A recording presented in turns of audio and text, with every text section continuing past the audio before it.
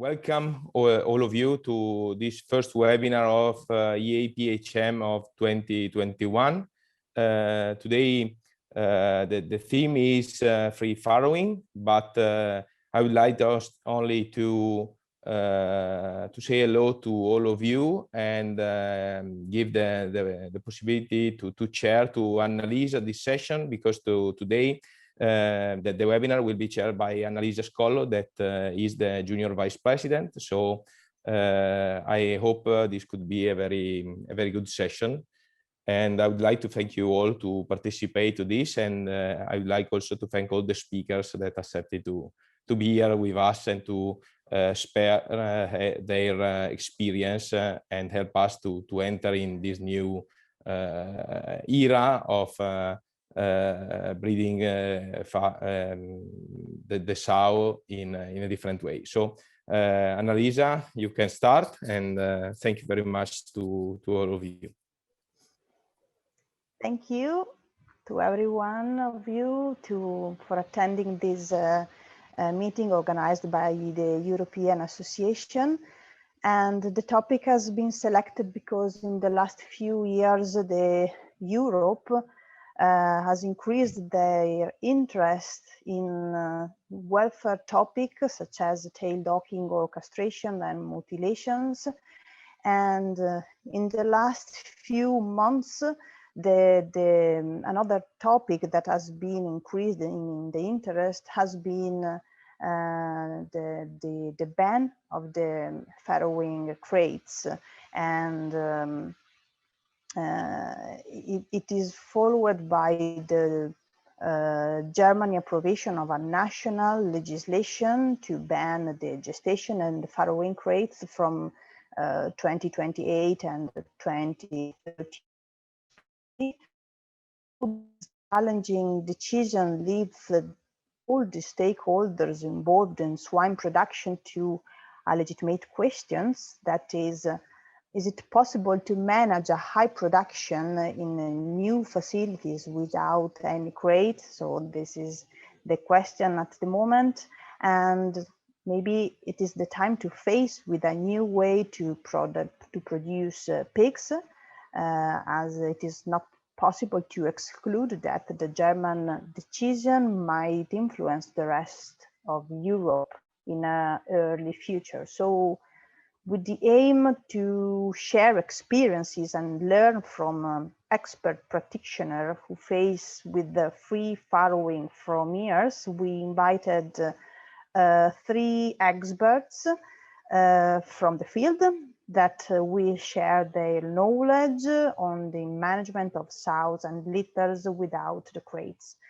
Before giving the floor to them, I'd like to thank and give the microphone to Philippe Mazerol from SIVA, that is one of our industrial partners. So thank you, Philippe, and switch on your microphone to introduce yourself and your company. Thank you. Thank you very much, Annalisa. So my name is Philippe Mazerol. I'm a French swine veterinarian based in the southwest of France, and today I'm representing SIVA Animal Health. When we look at the vision of our company, that has been established now several years ago, we see the importance of One Health concept, the connection between animal health and human health that we are living every day. And you see that practically for SIVA and in the swine industry, we see it with all the work that we are performing in collaboration with you in the field when we talk about swine influenza or salmonella, for instance. We have in our company 4 values, and these 4 core values are all focused to better serve you in the field as customer, try to help us to understand your local needs and challenges, and when it is possible to try even to customize and to adapt solution when possible and when needed, like we see frequently with, for instance, our autogenous activities when we talk about Streptococcus suis, for instance. The last few years have seen, I would say, continuous growth of our company, and it was particularly true in swine. And we have the particularity as well to have a direct presence with subsidiaries in a lot of countries, and it is illustrated, for instance, in Europe, where we have subsidiaries in each country, and a growing, I would say, team, and especially in swine, where we have now more than 250 swine experts worldwide that stay close to you to try to provide you the best support possible. The company is split in different activities: vaccine and pharmaceutical, and 4 major species, including swine. In our company, I would say in poultry, in most activities is on vaccine. In pets and ruminant, mainly focus on pharmaceutical, but really for swine, we are very happy to keep a good balance between vaccine activities and pharmaceutical activities. And our business is split in 5 geographical zones. So the European Union is split between Western Union and Eastern Europe zone. We have different sites, but the most important site, production and R&D site for swine, are located in Europe. For instance, historically, the one in Sebaphylaxia campus in Hungary, that is very important for us, where we have a very strong R&D. More than 100 years of experience producing vaccines with very famous scientists historically, like Ojeski, Barta, Marek, and now new scientists that continuously provide new scientific data and new product on the market. And more recently, we also had a very important R&D site for swine in Dessau in Germany. Otherwise, for Europe, we have also because of our headquarters in France, still very big production and R&D facilities, mainly in the southwest part of France, close to Bordeaux, the Bordeaux wine region, and otherwise based in the northwest of France, where the swine population is based, like in Brittany. We have a corporate team that is supporting our brand and stay close to you, and with different profile, the vet service colleagues that are providing the technical support, like Preben Mortensen, Roman Krejci, Catherine Lillet, or Daniel Sperling, and product manager like myself or Friederike and Nicolas Garas that are taking care of the marketing part of the range. In Europe, more specifically, Paloma Suarez as well is dealing with the swine business in Europe. And we just received a new colleague, Rafael Pedrazuela, that is who is specifically in charge of the support of key account. We also have Hans Smith, our colleagues from scientific investigation department, and this is very interesting for you because that's the way to provide frequently important information about challenges result with different APP serotype, for instance, or PCV2 genotypes. We have research facilities and we have the opportunities to perform this kind of challenges frequently. To deliver value to the swine business, we see more and more the relation between the solution, so the product that we are delivering, but more and more they are connected to a set of services, and more recently with the data collection at the farm level. And we see how the different sources of information can communicate together to improve, for instance, the diagnostic and the way we take a decision for the farm. looking at the solution, and we agreed that today the purpose is not to present the product, but just to realize that step by step we are providing a wider range of both vaccine and pharmaceutical product that to use to probably to experience yourself on a daily basis in the farm. But on top of that, we already wanted to support you with additional services like the Surveillance program that is a unique tool that allow you to score the lesions of enzootic pneumonia-like lesions and APP-like lesions on the lungs in order to automatically be able to generate information about prevalence and severity of the major swine respiratory pathogens. So this is a service, the service that is provided all over Europe and more used, I would say, because when you look at the recent publication, now we have roughly more than 700,000 lungs that we score in the same way and that are collected in the same database, and I would say worldwide, and at the European level, more than 300,000 lungs per year that we collect, also with your support in the field. And this is particularly interesting for farmers and for pig association because it's a way with a new web platform to benchmark the situation in a specific farm with the other farm belonging to the same company or with the other farms from the same country. So it is true for enzootic pneumonia-like lesion or for the APP-like lesions. So this is something that is growing up year after year, and that help the practitioners in the field. So this is the brief overview that I wanted to show you today, and to really show how CEVA is investing every year in the swine industry through a wider portfolio, but as well in facilities, research and production facilities, and I would say swine expert resources that have the objective to stay at your side at the farm level or at the slaughterhouse level to support you in front of the major challenges that you are facing in the field.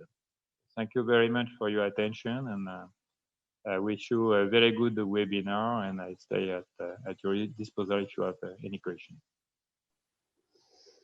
Thank you, Philippe, for representing your company, CEVA, as our industrial partner for the European associations. Thank you. We can give the floor to the experts starting to share experiences on the ban of the reducing of the farrowing crates.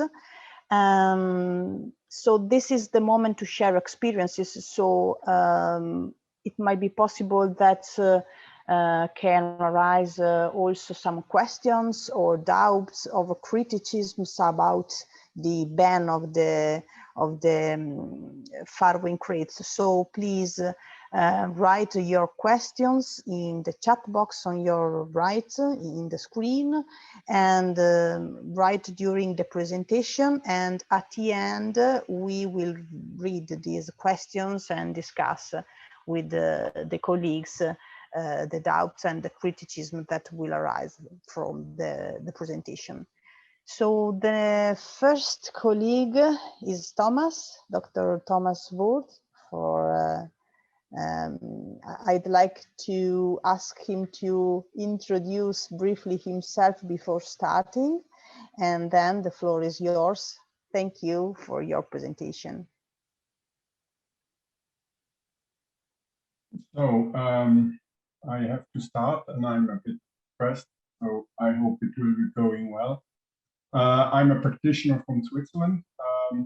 I work in a practice with I think 8 veterinarians at the moment. And I was born in a sow farm 57 years ago. And at that time, free farrowing was not a question at all. And when I was faced with free farrowing in 2006, 2007 in Switzerland, we were a bit stressed, and I will try to show you what happened to us. Well, as a veterinarian, I was finishing vet school in '90, and then started immediately in the practice. Besides, I made my PhD, and I'm married. I have 2 children, and I think the rest is not of big concern. So now my biggest problem is how to get my thing here into the screen. Annalisa, can you help me? I think that you should have a gray tap on the back of the screen. Yes, doctor. In the middle of your screen, bottom and the center, there will be share screen button. It's a green button, Okay. arrow.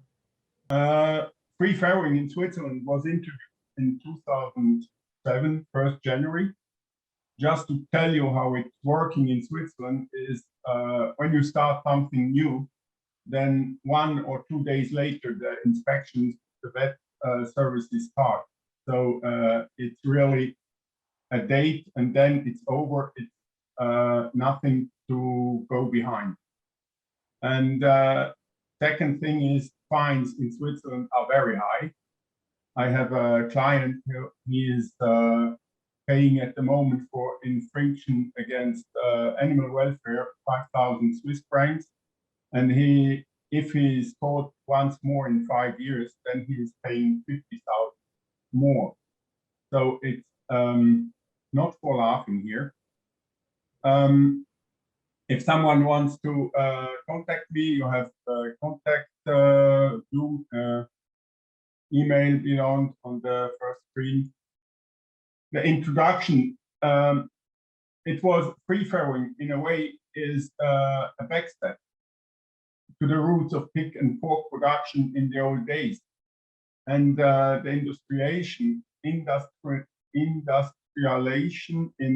the 50s and 60s was going to create for farrowing and also for sows. And now we are going back, and the back step is in a way because people, our consumers, don't want this anymore, especially in Switzerland. And if consumers say no, then there is, as you know, perhaps a referendum. And this was the case in '78, and every animal welfare thing started at that moment. So what is the unexpected thing in this free farrowing and other animal welfare things is that pig farming is less negative and for young farmers, and I have several young farmers starting pig farming, and they go now in the steps of their fathers and grandfathers. So this is something very unexpected, but well, the history of the whole thing is we have an eradication in '96 to 2004 in whole of Switzerland for APP, and we are first free. We had 2 incidences.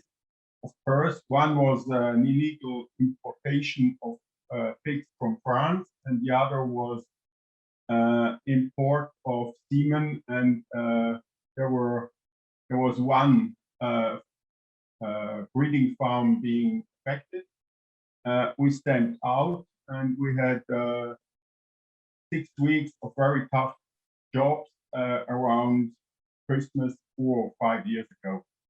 I was not in a very good stage then. In 2001, we banned castration of piglets without analgesia. In 2010, we started, or 2009, we started with this. 2002 was chest straps were banned and tail cutting was banned. And banning means 1st January 2002, it was over. And 2007, we stopped crate for pigs. The only possibility is that after weaning, you are allowed to have sows for, I think, 7 days in crate to protect themselves against others.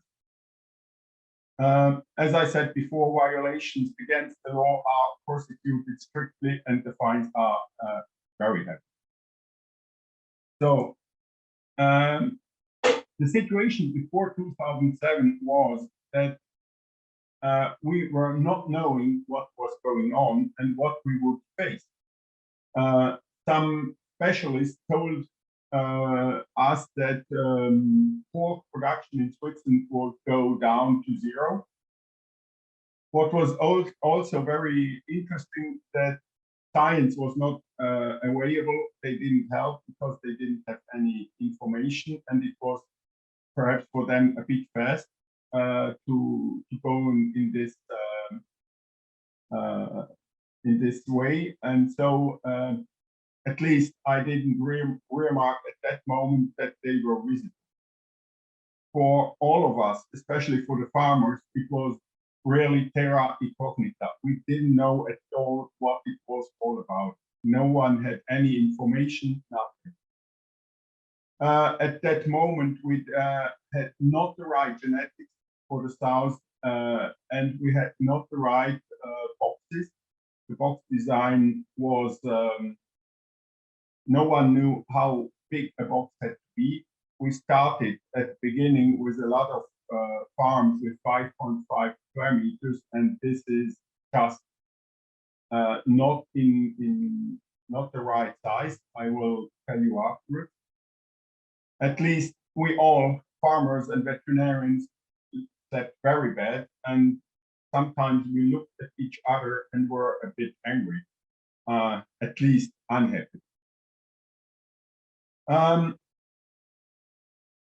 At the beginning, some farmers, vets, advisors didn't stick to it. They told each other, well, there is no inspection, don't stop this, and they were then stopped by state veterinarians.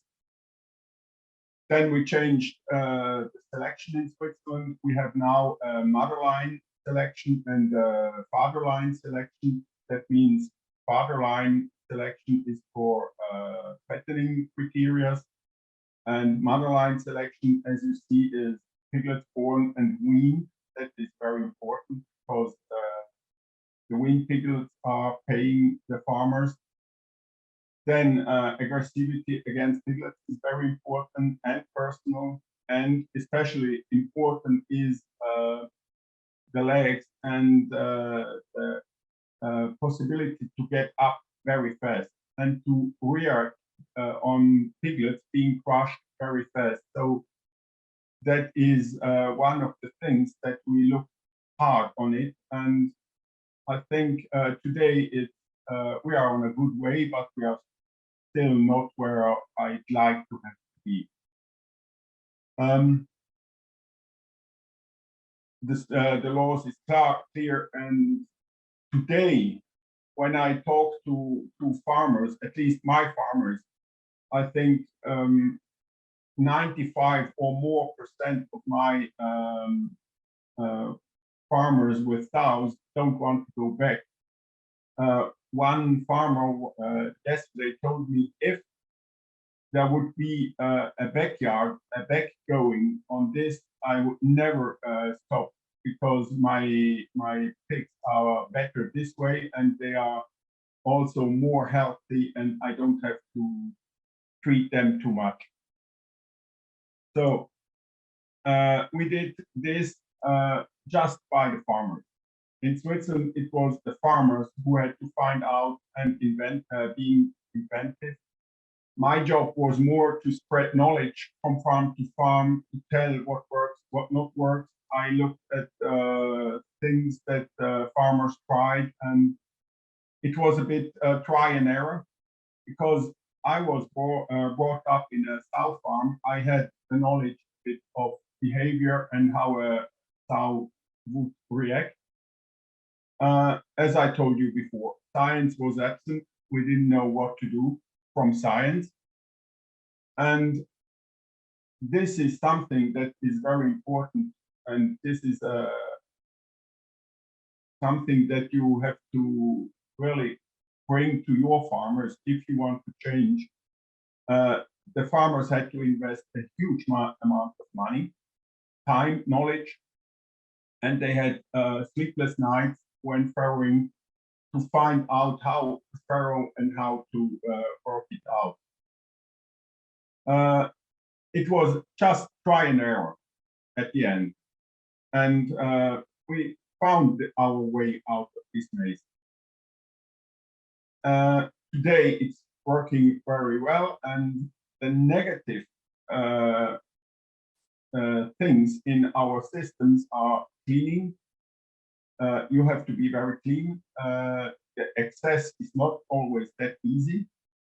And at the beginning, the numbers of piglets weaned was very bad. I show you figures afterwards. What is positive, we have, I don't know why, and we don't have any scientific significance, but in my farms, I see that this positive stress relief of sows being free is that they have much less PPDS, and strangely, for some years in our practice, we diagnose very, very seldom strep suis infections with piglets. And I don't know why. No one can tell me that. It's strange, but it's good for our system. Here, this morning I was in a sow farm and I took this picture. And if you look at the picture, this is a clear picture. The sow, I was standing where I took my photograph here, and the sow is standing between the piglets and me. And when I was coming in, she started to warn the piglets from me. And so the piglets immediately went on the other side. So the sow is very attentive. For me, she is a bit too heavy, but she is doing well. And I looked at her calf, and she's making now the 7th farrowing, and she has 1 crushed piglet in her career. So the farmer, I told him this is a sow that is very active, and he looked at the card and said, well, this time you are right. So I was a bit lucky, but then that what I told you before, you have sows that are behaving like they want, and here you see something that I don't like very much. This is this, they can put their faces where they want. And so you are, as a farmer, always for cleaning, because otherwise you have infection. This is clearly a negative point in free farrowing, but you have to tell farmers that this is one of the things they have to look for. I told you before, we had, before 2006, we had, this is a database from a big genetics company in Switzerland, or the biggest, or the only, almost. And before 2006, we had on all farms that were reporting there, and this is more than half of the farms, 12.8 piglets dying after farrowing until weaning. Normally in Switzerland, we wean between 28 and 32 days of age. Then you see 2006 we started with free farrowing, and we had 3%, almost 3% of piglets being crushed more. And it depended.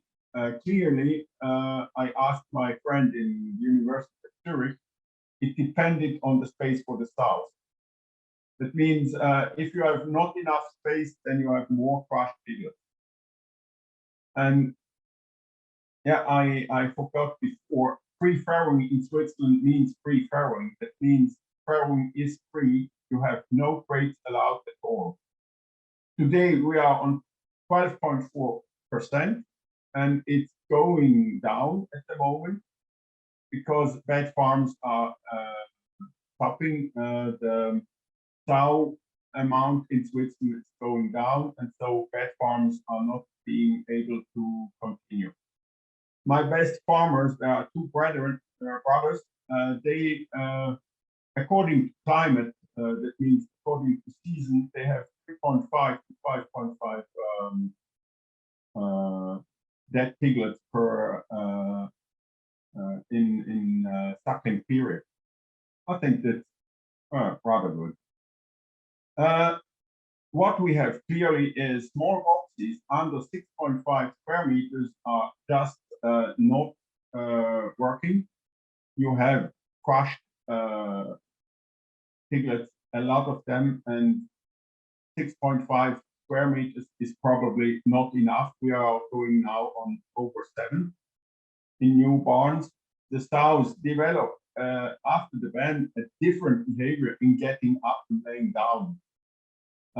We saw that in video on video survey, and they are a lot more attentive for the piglets.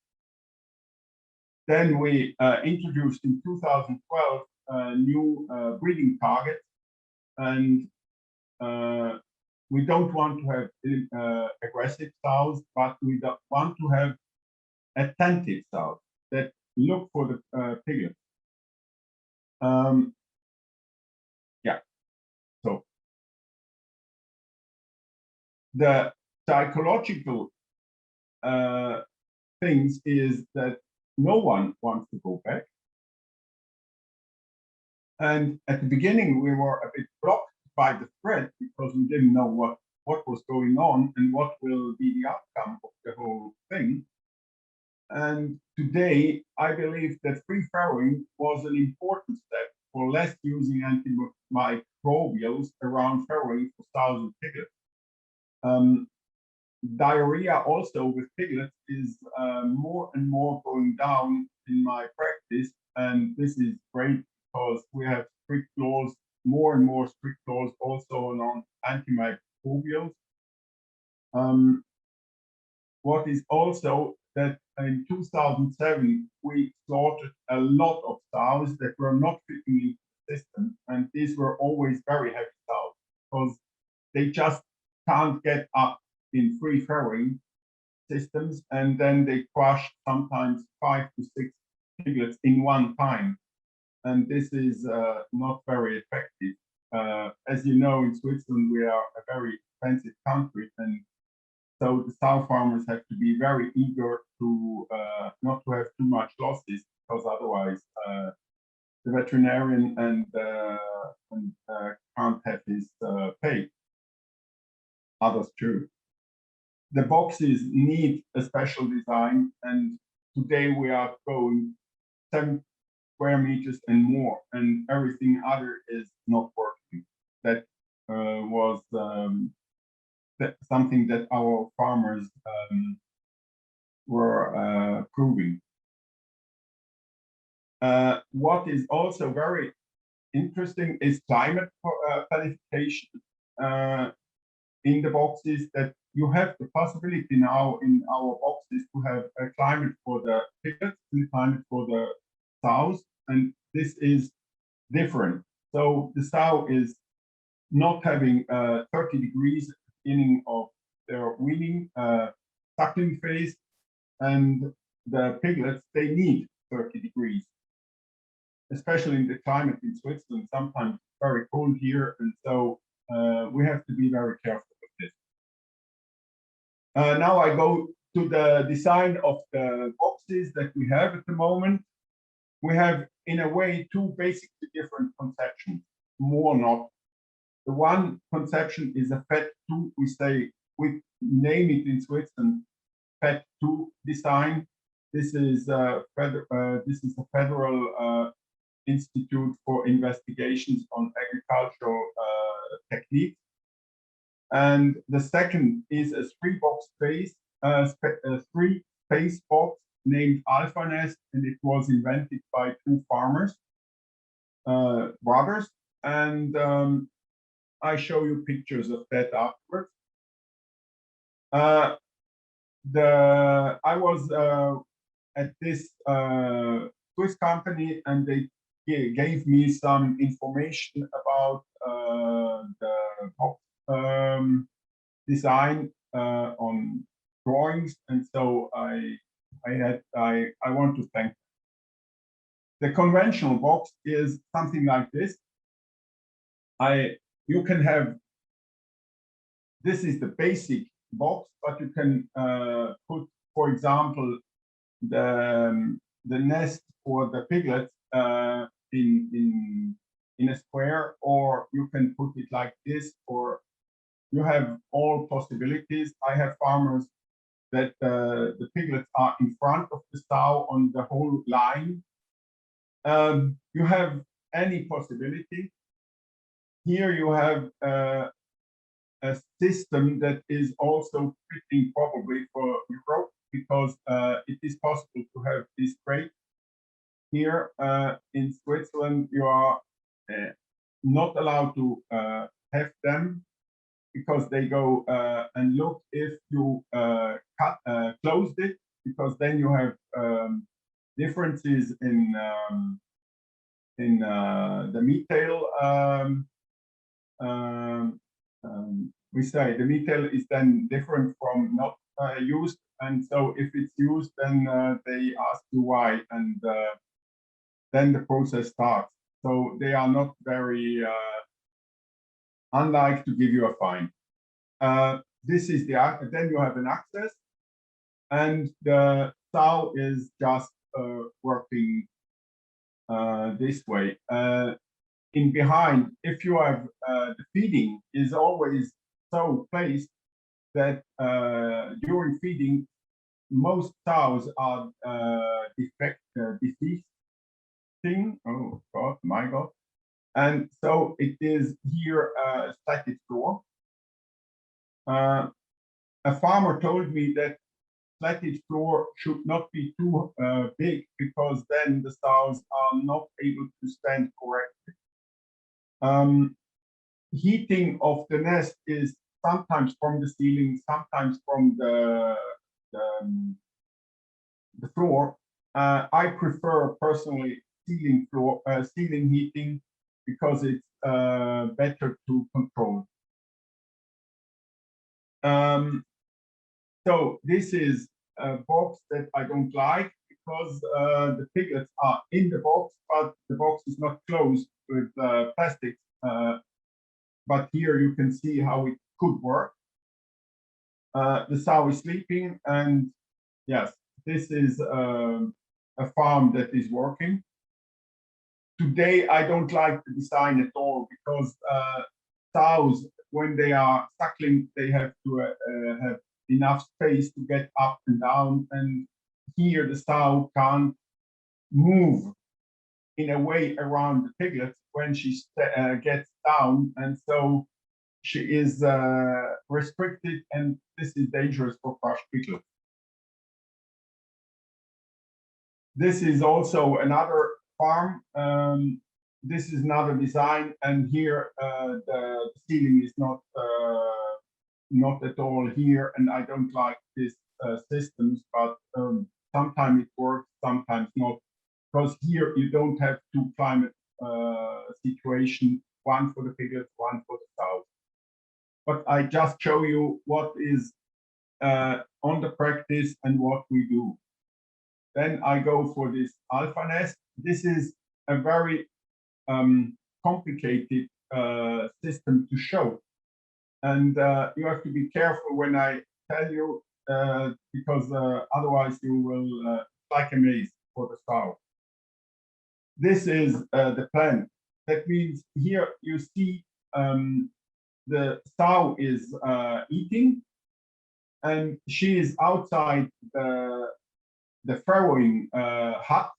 It's like a hut, and she's outside, and there is an outside space, there is an inside space, and the inside space is always dark. Because these two brothers, they found out that pigs, wild boars, when they get their piglets, they go into something like a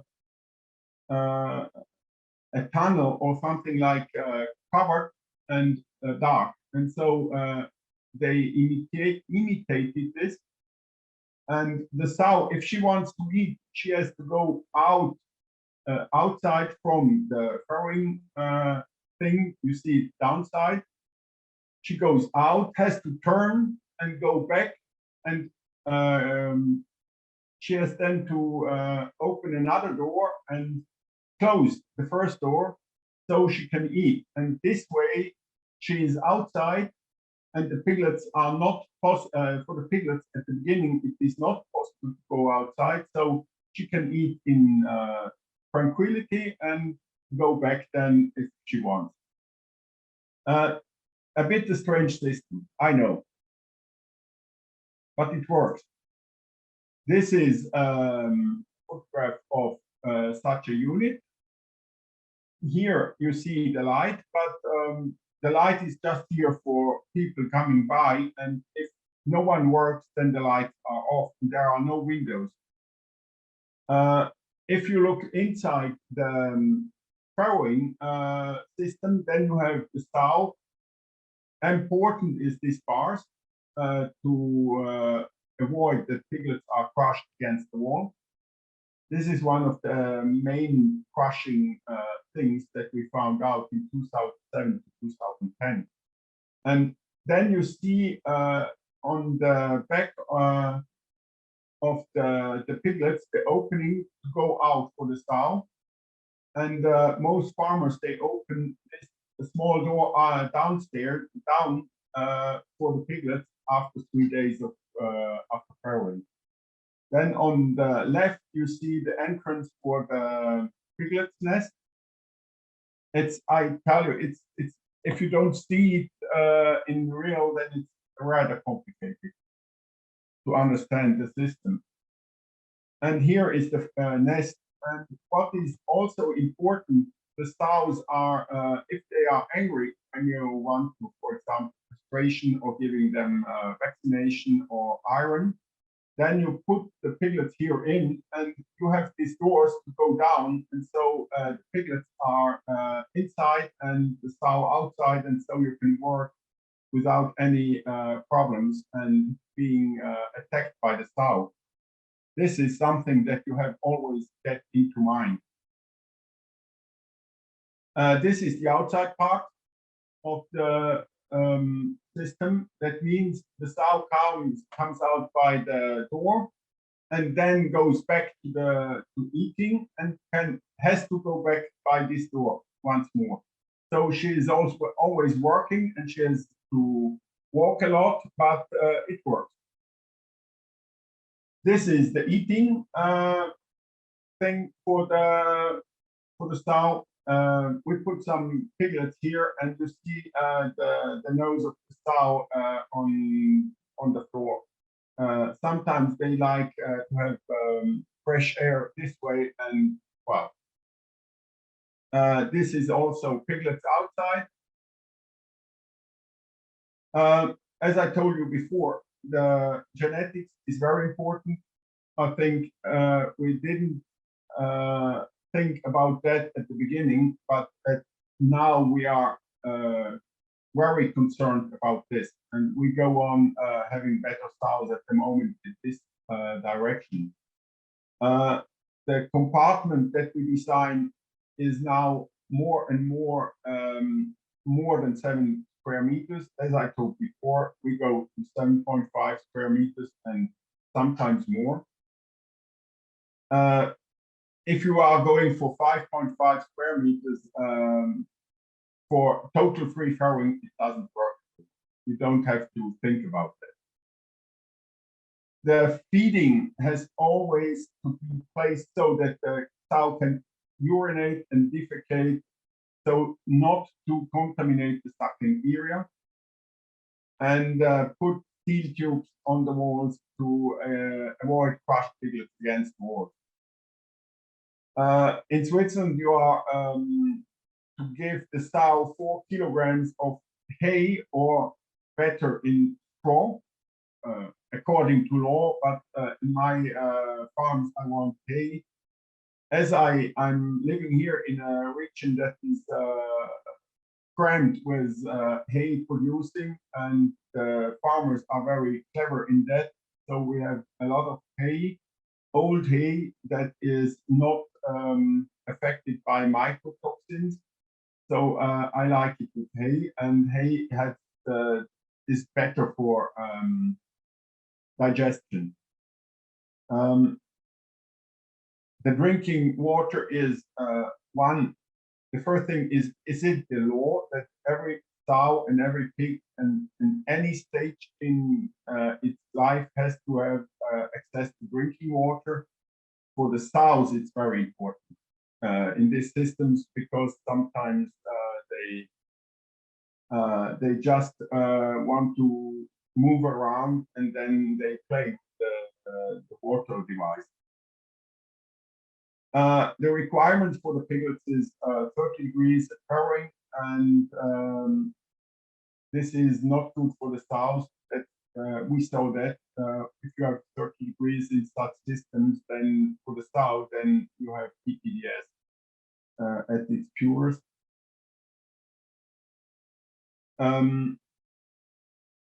At the beginning, sometimes it's very important to be sure that the piglets go into the nest, that they are accustomed to that. Some piglets, they go without any problem, but if you have piglets that are not going there and they look for warm, for heat, and they go then to the sow, and this is not a very good idea, because it's deadly. Drinking water for the piglets is at the beginning not very important, but we looked very hard for that. Dust reaction. I think I have some pictures, and dust reduction is also very important, because we don't have bursts and so on, but we have dust, sometimes too much dust in our farms, and then we have to fight that, because you have also problems with the lungs just because of dust. Also important for the personal, for in this farrowing unit, is safe work. This is always to have also in mind. So it's not that easy.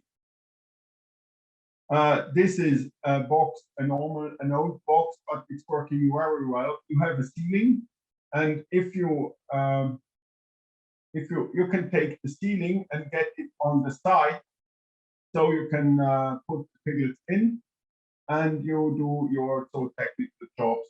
It's very easy this way. This farm has floor heating, so this is working. These bars, these steel tubes are very important, because here you have always problems. You can give them as much space as you want. This is one of the problems that we faced at the beginning, and we immediately created these bars. What is also, we have less heavy sows. When I compare the sows from 2000 to the sows today, I think in 2000 we have sows like Hammers, and today we have sows like Porsches. They are less heavy, and they are much better on their legs, and they are very active, and they see if they listen to piglets when they are shouting, so they are getting up. That is very important. And that's clear. We want to go down with the mortality. This is one thing, is clear economic things, but also it's not a very good thing to tell consumers that we have cows and we are producing mortality in the second period for consumer. It's not something that they understand if they don't know our pig holdings, pig farms. And what I always look in my farms is that sow should wean 60 to 70 piglets in minimum in average on lifetime. This is something that is very important to have enough money at the end. Here you see something that should not happen. This dirt. Nothing to say about that. And on the left, you see the dust. So I was not very happy to see this. But to tell you, the dust is everywhere in this farm, but the dirt was only in this farrowing box. So it was probably the sow that was not getting it right. Here you see another unit. We have more and more dry feeding in Switzerland because this is for hygienic reasons better than liquid feeding. Here you don't see the boxes where you have lambs, the old system, but I don't like it.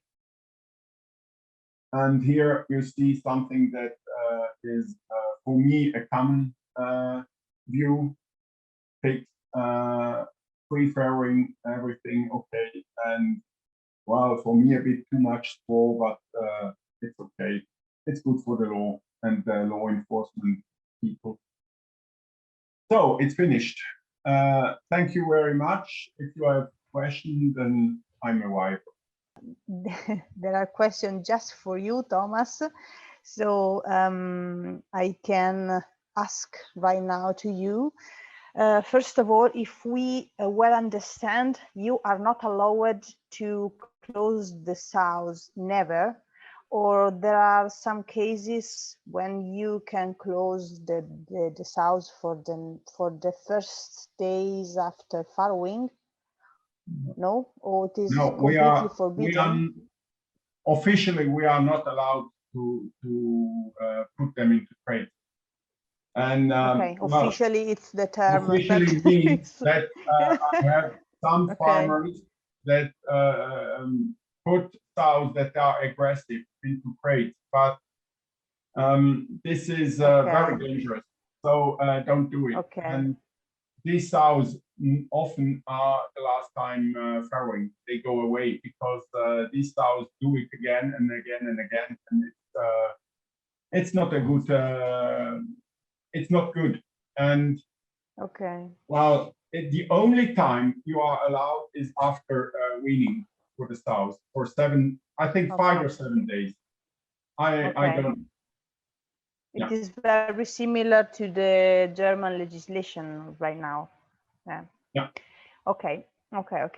And what about the research center during the transition period that you had of more than 15 years? But you answered to this question because your Swiss Swiss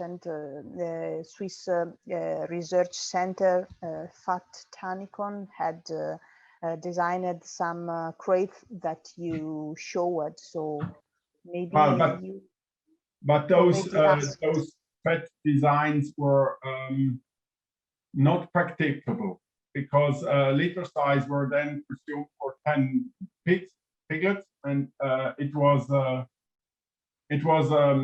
well, it was at the beginning a basic idea, but we had to change it. And well, we are still on this basic idea, but we are developing at the moment.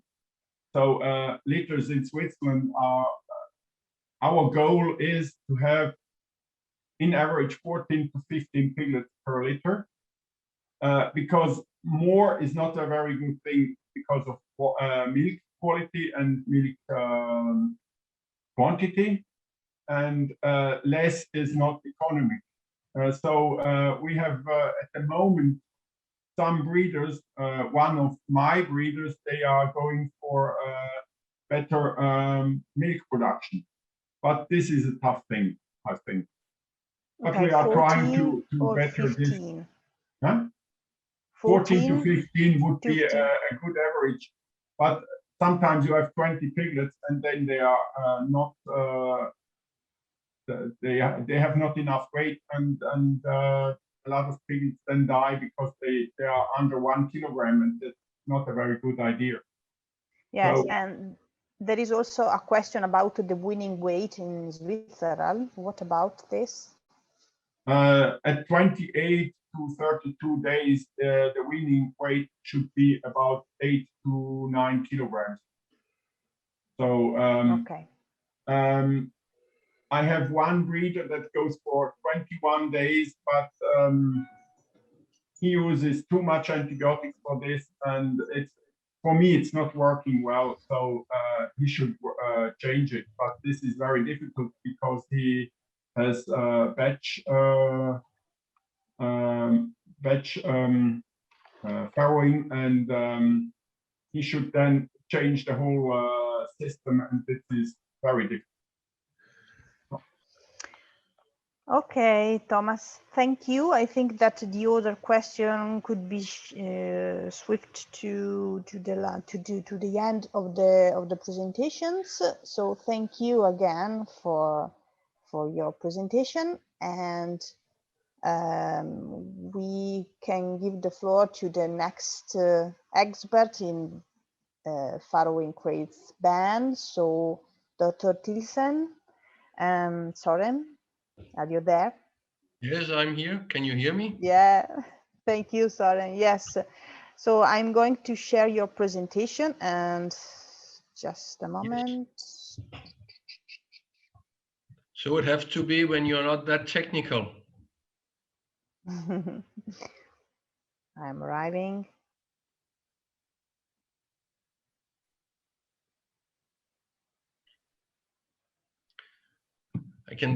As long as you are finding it, I can just comment that it was very interesting, Thomas, to hear from Switzerland. It's totally different from Denmark, where we are now. Average litter size in Denmark for the last year was 18.5 born alive.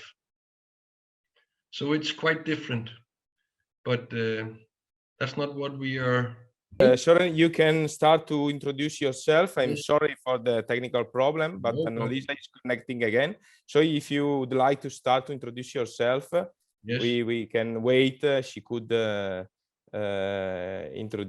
she could connect again. I'm sorry, but I don't have your presentation, so I can't share. No, but it's actually, I don't have that many photos because I would mostly like to tell about what we are working with. Yeah. Just a few words about myself. I'm veterinarian and I'm also a farmer. I was a founder of the company Ovet in Denmark, where we are now 12 vets and 3 secretaries.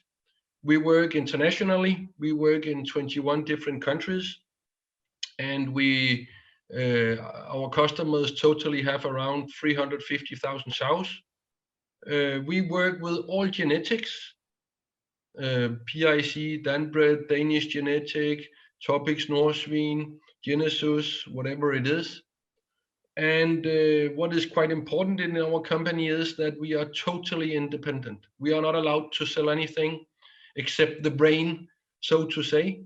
So I'm not allowed to sell medication. I'm not allowed to sell antibiotics. I'm not allowed to sell vaccines. And in our company, we have taken also another decision, and that is that we absolutely sell nothing. We take the next one.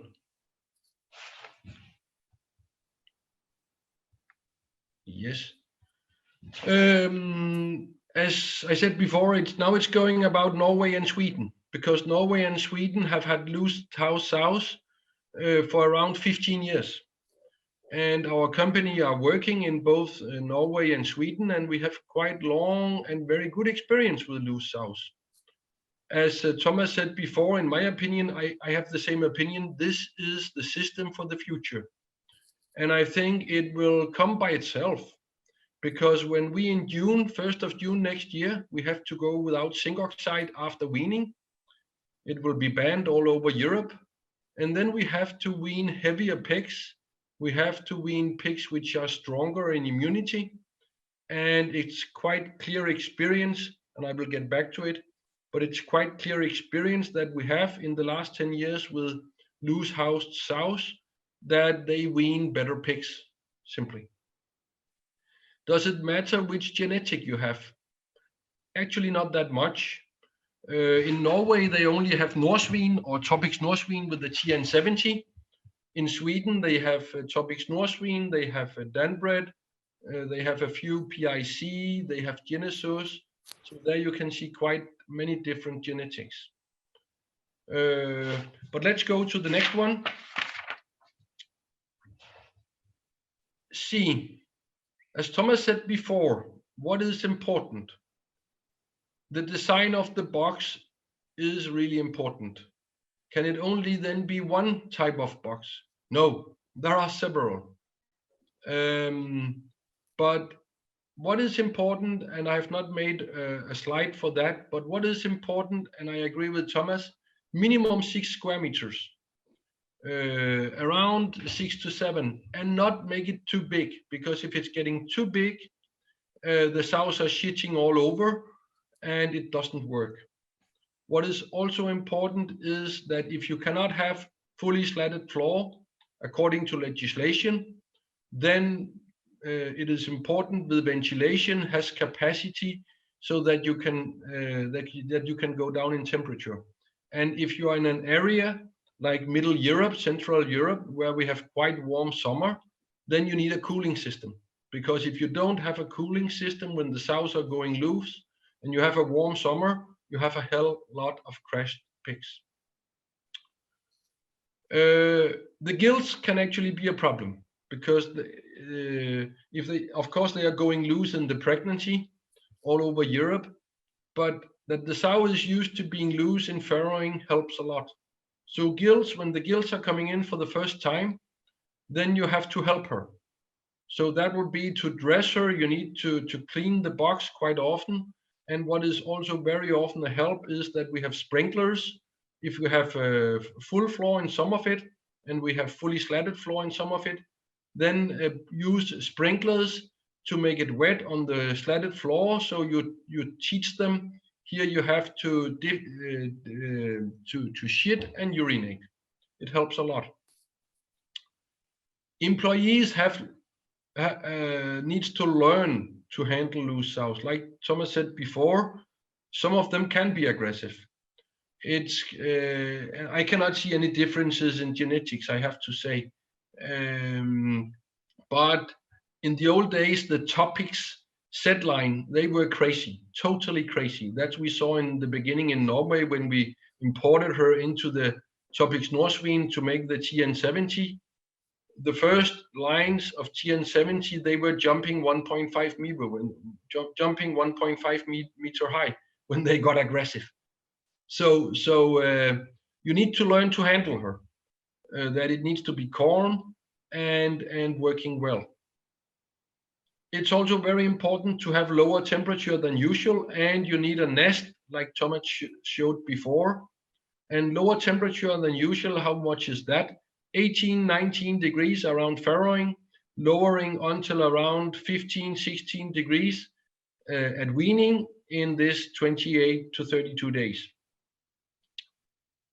What we have quite a bit of, especially Norway, is, as I write under beneath, is FT30 boxes. That will be farrowing till 30 kilos. Those boxes work excellent. And why am I saying excellent? Because already in Norway, they have banned zinc oxide in the feed since 1st of September last year. They banned zinc oxide, so we are not allowed to use it, and you cannot buy it simply.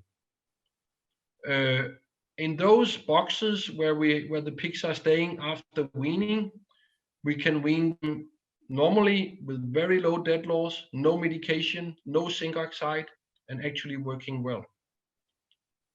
And also in boxes where we have loose sows, doesn't matter if we wean the piglets to a battery or a nursery stable, the pigs should be able to eat together with the sow.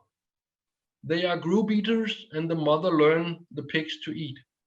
Some of the best productions we have in Norway, they are up to 20 kilos fed in the box, 20 kilos dry feed fed in the box per day. It can be wet feed, of course, but 20 kilos of dry feed fed out on piglets which are 32 days. The mother is eating 12, 15 kilos. The piglets are eating the rest. And probably you can imagine when pigs are eating half a kilo per day before weaning per pig, you can wean them. It's no problem to wean them. They don't have to create enzymes to digest soya and so, because there are soya in the lactation feed, and the enzymes are created already before weaning. So no matter if you wean the pigs in the box, you take out the sow, or you wean them to a battery or a nursery stable, the pigs should eat together with the sow. It works well. And could you please show the example of a box? This is a box from a brand new farm in Denmark with 1,300 sows, where we have made loose housed farrowing boxes. It's a short one, but we can play it again if it is.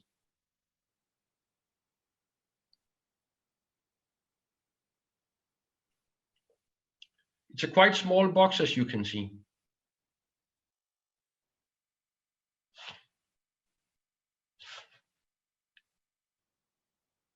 As you can see, the trough, if you look up to the trough in the front of the head of the sow, there is a possibility that you can, yeah, exactly there.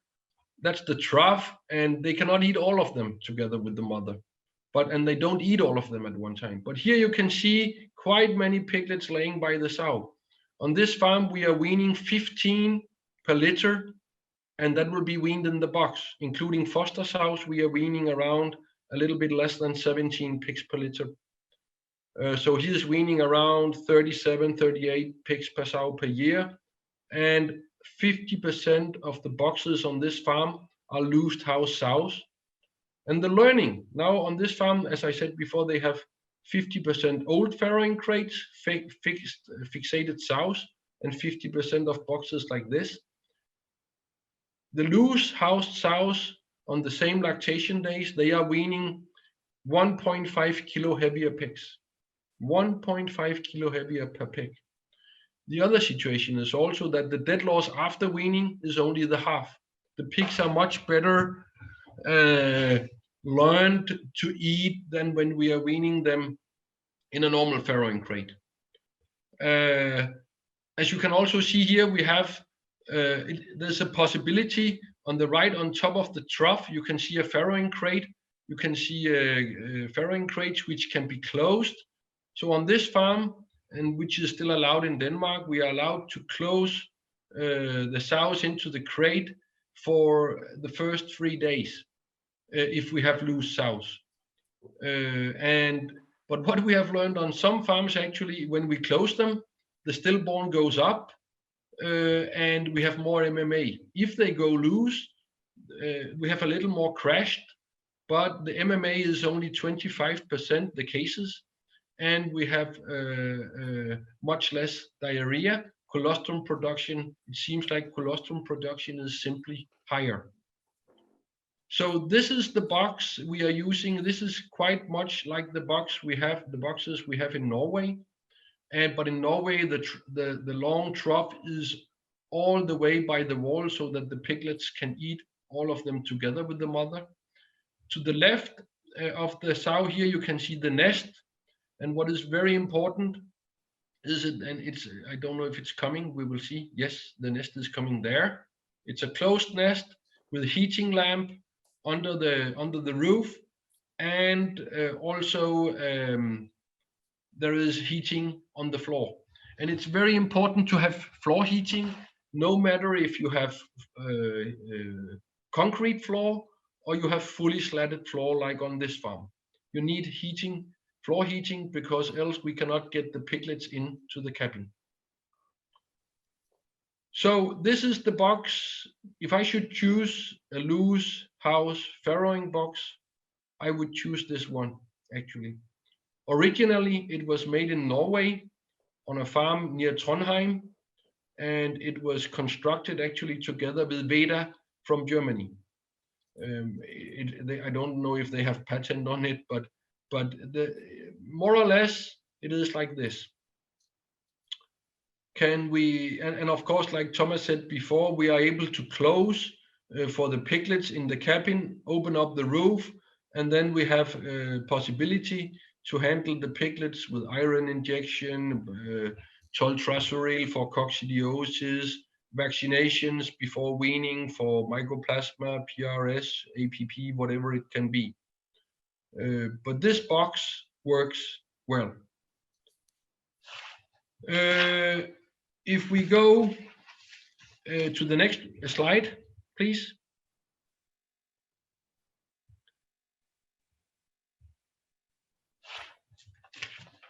See, what could go wrong? Yeah, restless sows around farrowing, as Thomas said before, it's a problem. And restless sows are more aggressive. They have many more lay-ons. And if you can see a gilt, if she's restless on the first time, she will probably continue like that. So if you have internal breeding, don't breed on those. It can also go wrong if employees don't know how to handle loose sows.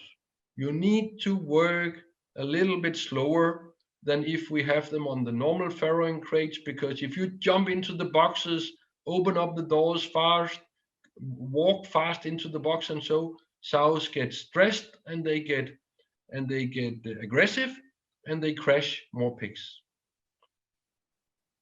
Too many crushed and laid on pigs, it is a problem in all farms more or less with loose housed sows. On the farm I showed you before, the box from before, we have actually lower dead loss. But that's because infections and especially diarrhea is less. But we have actually more crashed pigs than if the sow is fixed. So normally I calculate on laid on or crushed pigs, rely on something like 50% more of them.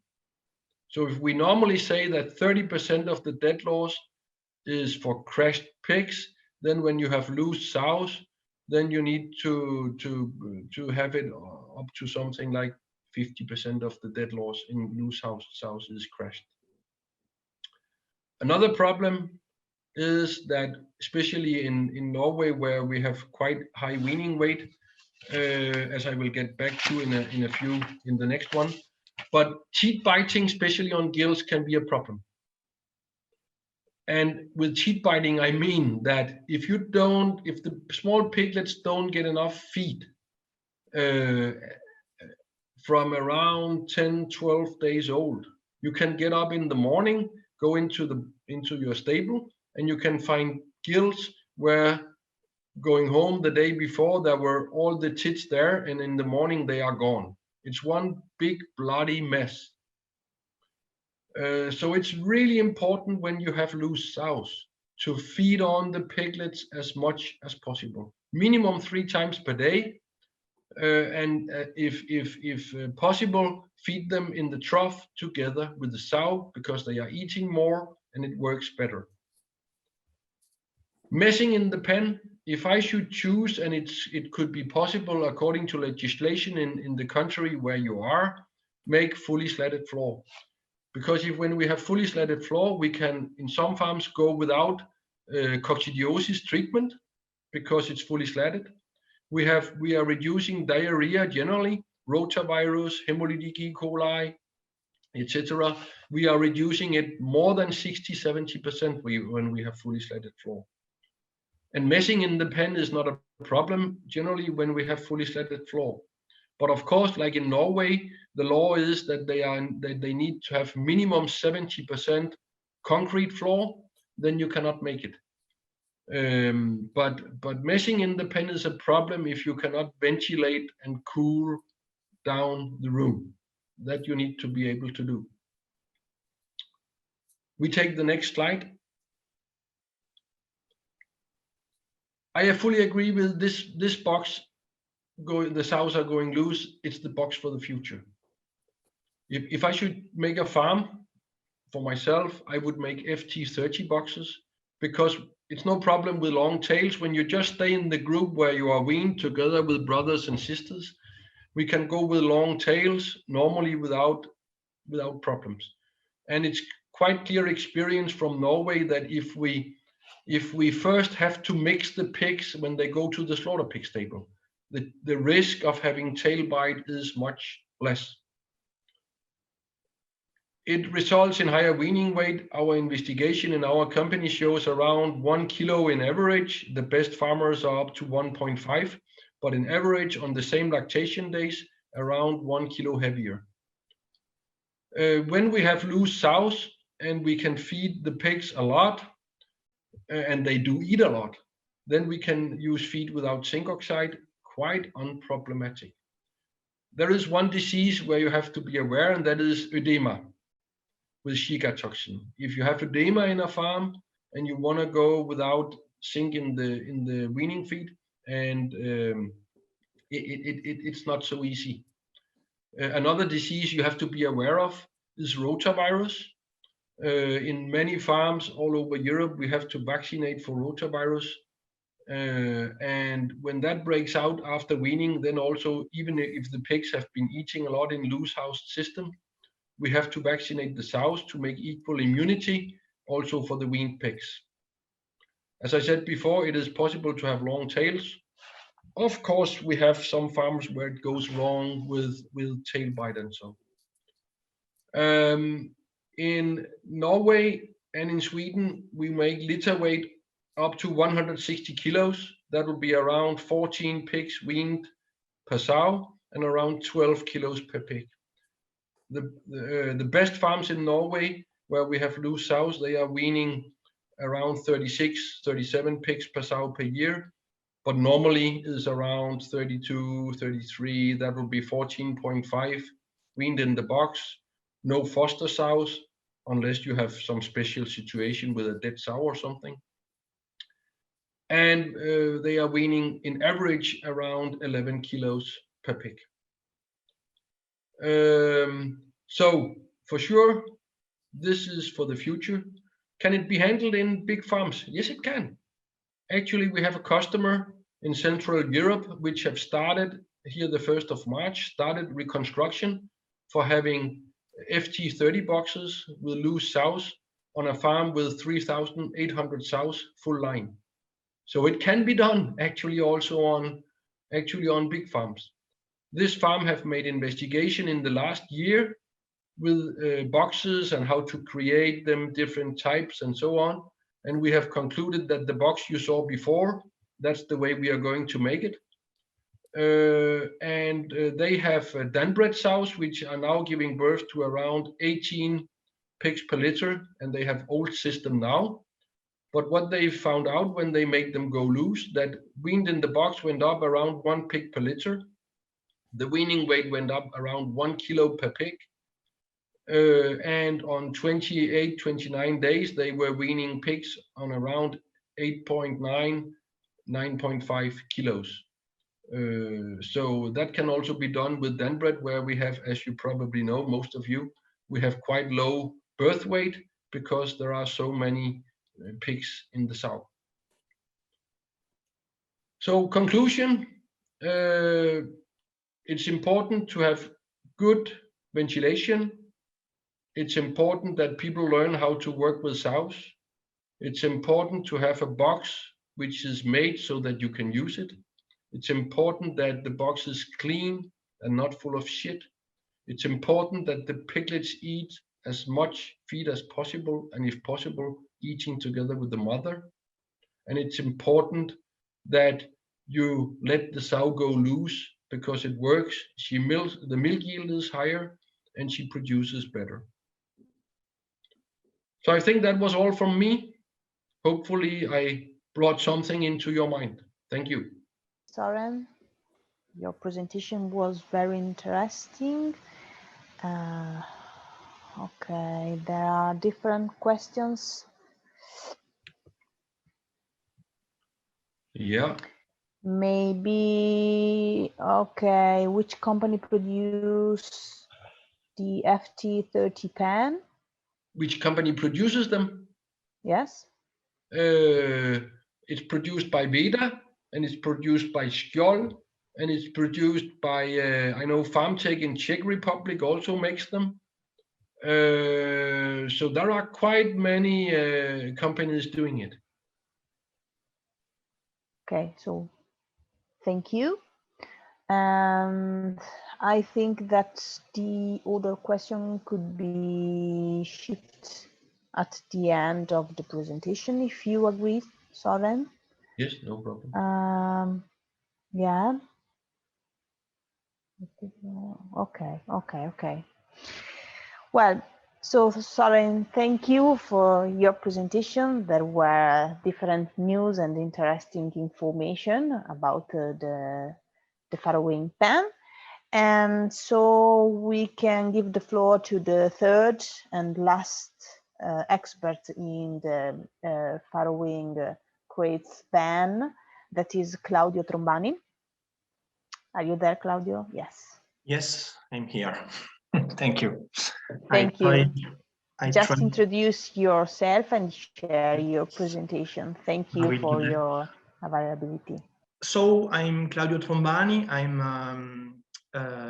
an Italian vet, but I was graduated in Parma Vet School in 2009, and then I started to work in Brittany, on the far west of the France, and then I'm here since that time. And thank you very much for inviting me. I'm a swine vet, swine practitioner. I work with 8 colleagues in Brittany, and I work for a company of pig producer, pig farmer, that names is Evelop. So I want to share with you my little experience about the free farrowing systems. At the start, the French situation. The current situation in France since 2018, we have a lot of equipment manufacturer that manufactures the free farrowing crates, but some breeders start to decide to equip themselves to try which system is the best for the farmer.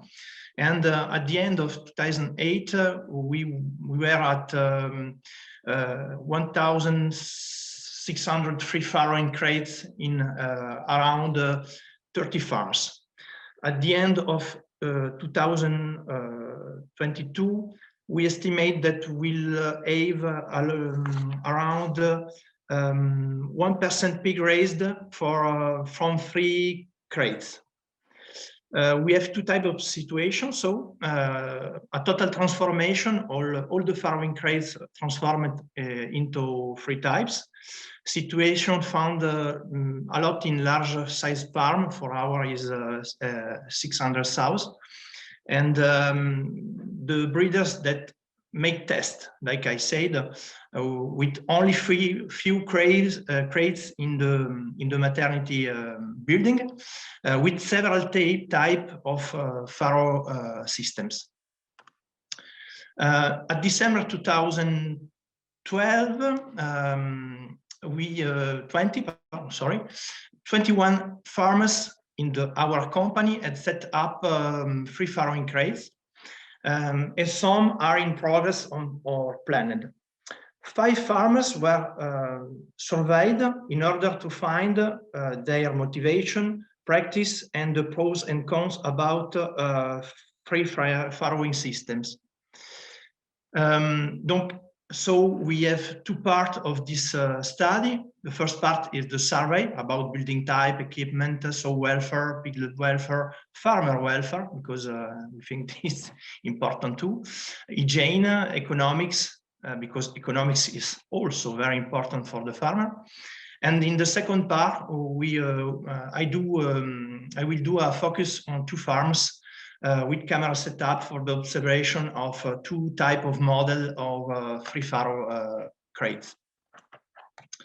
In the survey, the choice and motivation about free farrowing was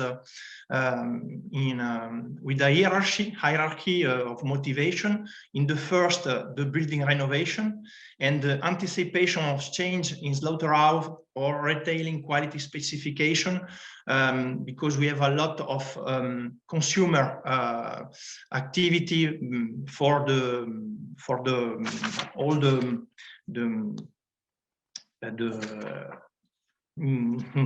sorry for all the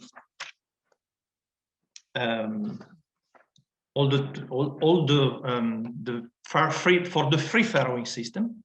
Sorry. At point 2, the technical challenge and the necessary evolution, and the opportunity and societal expectation, and to make a try also for try new opportunity of new buildings. The materials was standard materials, plastic gratings or cast iron gratings under the saw. The plastic is all under the piglets, and the cast iron is under the saw. And we think that it's very important to have anti-crash bar, like in this image, that can protect the piglets from the crash. In general recommendation in our company, minimal dimension are 2.60 meters for 140 meters with around 6 square meters. It's no good if you don't have around 6 square meters because we need a better breeder ergonomy and more crushed piglets. The piglet nest surface in the idle was 0.65 square meters, and the position of the nest it be at the front for better occupation and for a vision field of the saw. The floor are multi-material, like I said, with plastic and concrete for the saw, or plastic and cast iron for the saws. We have like this space separation and a better comfort for the piglets. The ergonomy and the possible problem for the farmer. The corridors are important because we need ideal 2 corridors to work around the saws, but it depends of rooms adaptation and renovation, because we work in a building that are renovated. We don't have any problem in building that there are new constructed, but we have a lot of renovation, so we have to adapt the system at the space we have. The protection for the farmers during intervention is like I said, the presence of the removable barriers or panels. Most breeders prefer to block the saws during intervention for the piglets, and so we have an importance. I think we need importance to having a simple and quick locking system. Importance also of having a large crate to be able to move around the animal easily. And a point of vigilance on the position and size of the nest. If we see at the right in this image, we can see that the nest is very long, about 115 centimeters. So the farmer have to enter in the pen, and he can't reach the piglets from the corridor. So this is not adapted. Sorry. Sow management and welfare. In the survey, the breeder says that they don't have observation of aggressiveness of the sows, but we need vigilance during intervention, vaccination, treatment, and if we want, we can block the sow. According to the farmer, sows are calm, but we have to choice if we don't have all the free farrowing crates, and we have also blocked the crates. We choose calm sows or gilts, because they multiple sows, they can't have a lot of capacity of adaptation at the new system. The choice of the sows, like I said, and the sows restraint time is very heterogeneous. Some farmers restrained from the entrance to the maternity ward, four farmers for hygiene reasons, and for set up the farrowing device, lamp and carpets and all, and they free for the moment, and also some farmers freed for the moment they enter in the maternity ward, and the sow like this can explore its environment. For the health,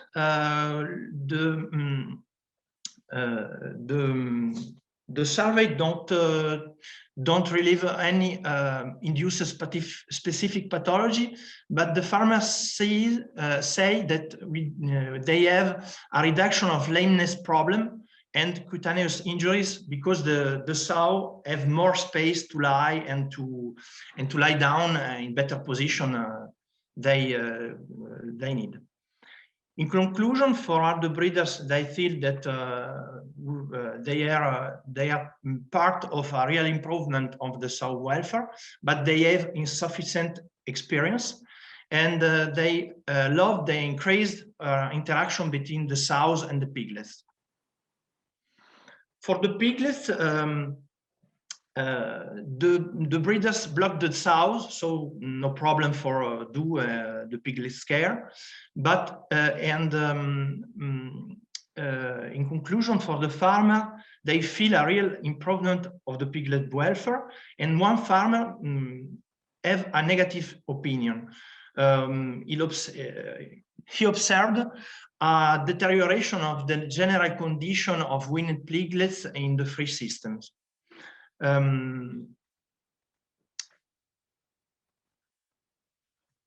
For the performance, we don't have any evidence about a significant increase in the crushing rate, and the weaned piglets have the same weight in free and standard crates. But for a better comprehension, one breeder has recorded the crushing rate. So he raised a lot of liter in free system and in the standard system, because he was equipped half and half, and he find that the crushing rate was 0.17 more than the standard only. But in the previous study in French in 2018, they estimated plus 0.5 crushed piglets per liter.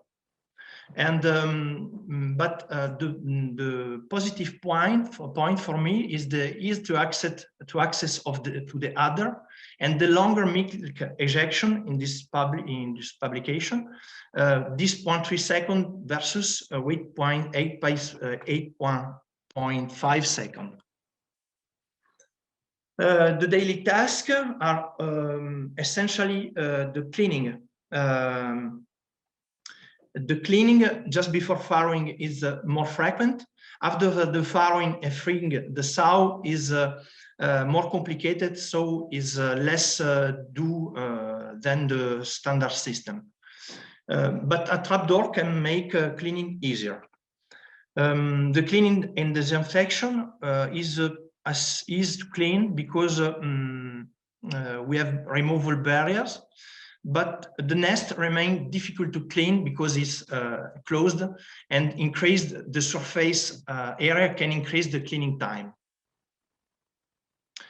The economics, to synthesize this slide, we can see that the cost is 43% more important than a standard crate.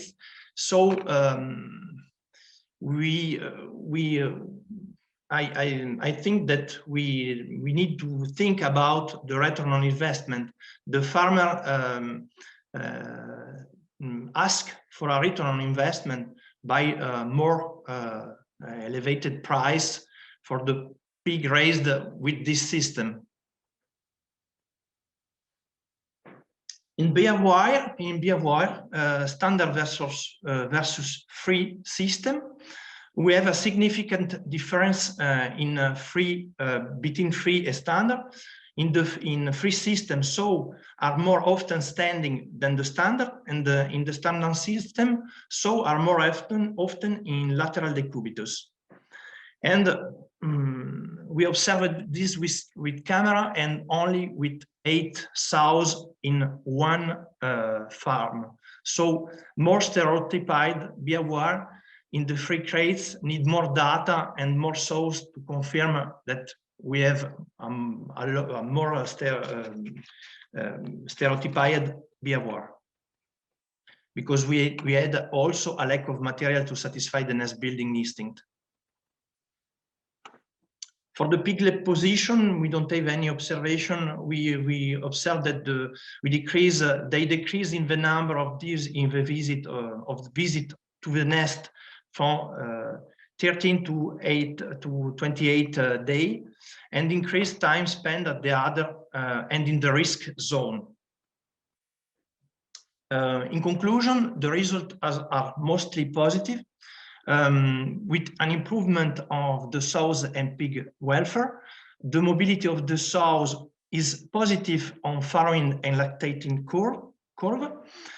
We have a better perception of the room with our overall view of the animal, luminosity, and we have a controlled risk because we can blocking an aggressive sows. Point of attention are the crate equipment position, the choice of material, sturdy, practical for blocking and unblocking sows, and cleanliness of the crates. A rapid focus on 2 breeding farms. The farm A, since 2018, he had installed the system named Big Dutchman with us.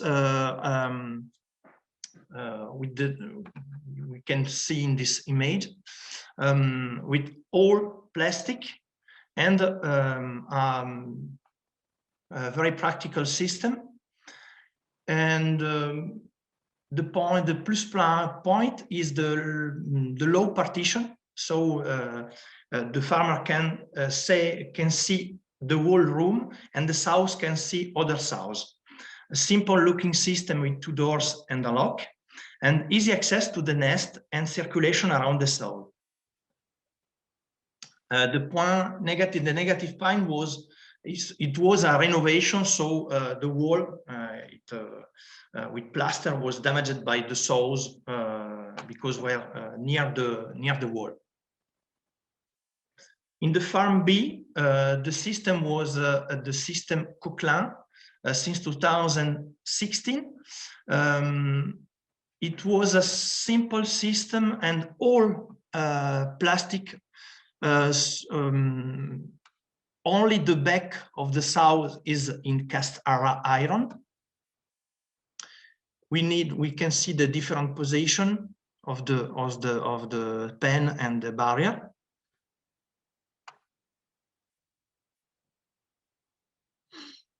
And the positive point was the nest is near to the food dispenser, so they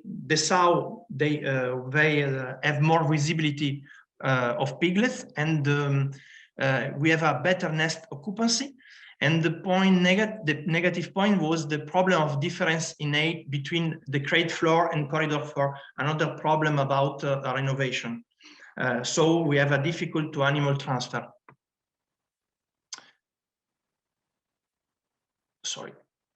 In conclusion, we have some recommendation for the farmer they want to equip with the free farrowing system. The building design, prefer a front corridor and a back corridor if we can. In the new building project, we need vigilance about the width of the corridors and the water food down pipes for the passage of the washing robot, because a lot of breeders are equipping their building with washing robot. Design of the crate, the recommended dimension, like I said before, and easy barrier system for blocking and unblocking the sows. Low partition, the nesting area with a minimum, like I said, nest position at the front for access for the breeder and better occupation by the piglets. And the flooring, it is a combination of different materials like plastic and concrete, or plastic and cast iron. Thank you, and sorry for my English. Thank you, Claudio. We don't understand if the loose sows have a negative impact on the piglets, or we understand wrong, because in the first two presentations, the piglets grew well and was a better system for the piglets and for the increasing their weight and the immunity status. But I don't understand in your presentation if you observed some detrimental factor for the piglets. We don't observe any problem with the piglets between the classic system or the free system. We don't observe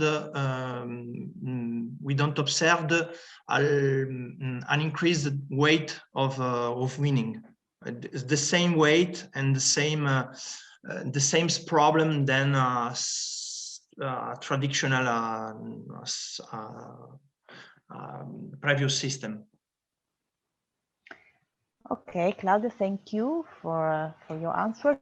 So we have several questions from the chat box, but I think that all the presenters could answer to these questions. So Dr. Tilsen and Claudio Trombani and Thomas, please switch on your microphone. And the first question is about the floor bedding for the farrowing area. What do you think about? Floor bedding. Floor bedding. Yes. Well, in Switzerland, you are not allowed to have no floor bedding. And you have to have, I think, 75% of concrete floor.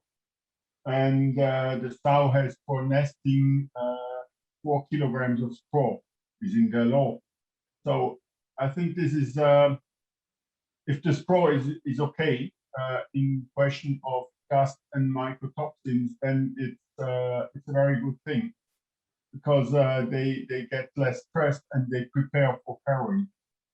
And with 4 kilograms, it's a huge amount in volume, and so you have all over the pen, as you saw on my pictures, straw, because they can't eat that much. And so I think it's better for the sow, but it's not so good for the farmer, because he has more problems for cleaning. If you have full slatted floor, we don't have any experience with that, because it's strictly forbidden in Switzerland. And okay. I don't know. I don't have any. When I see these pictures, it's amazing for me. Yes, and if I well understand, Søren, Dr. Thyssen, from your presentation, your position is a little bit different because you think that it is better to have all the slatted floor for decrease the dirty of the pan. And what about the straw? Yes, see, like Thomas said, in Norway they need to have 80% concrete. In Sweden, I can't remember, it's around also this 70–80%. But the problem with concrete floor is that we have quite much more diarrhea. According to animal welfare, I fully agree. I fully agree. It's in the animal welfare point of view from the sow, it looks better. But the problem is, some of our big farms, like the one farm we have under reconstruction in Czech Republic, with 3,800 sows, they have 1,000 farrowing crate. If they should give 4 kilos per sow, it would be quite a bit, I will say, to get in every day. And with fully slatted floor, it's not possible. But in Norway and Sweden, they also have to give hay or straw or silage or something. They have to do that every day into the box. So it's there are positive and negative things. What we quite clear can see that those farms where we have fully slatted floor, we can go without. We use less antibiotics and we use less coccidiostatica. That's quite clear. Well, I think in Switzerland, coccidiosis is a problem.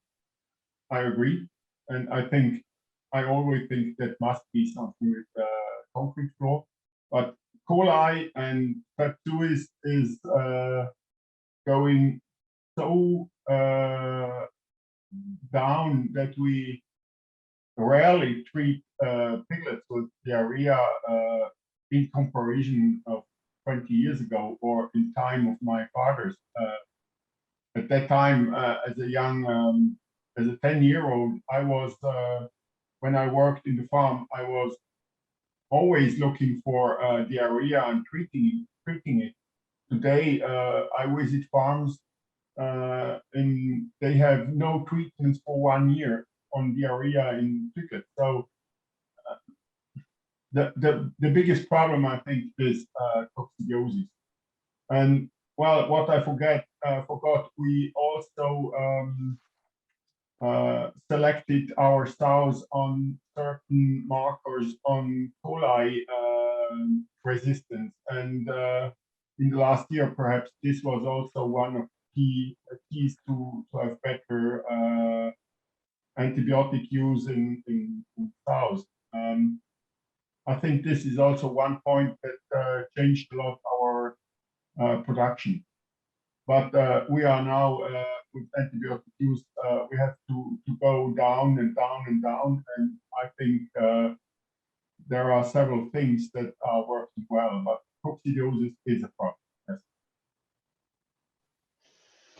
Okay, and talking about the floor system, I think that we can discuss also another question from the audience about the free farrowing system in warm countries like Italy, Spain, etc.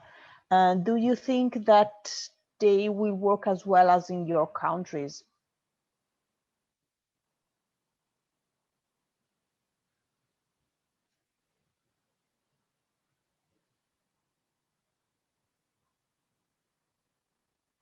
Who are you asking, Annalisa? Yeah. Sorry? Who are you asking? Who is the question for?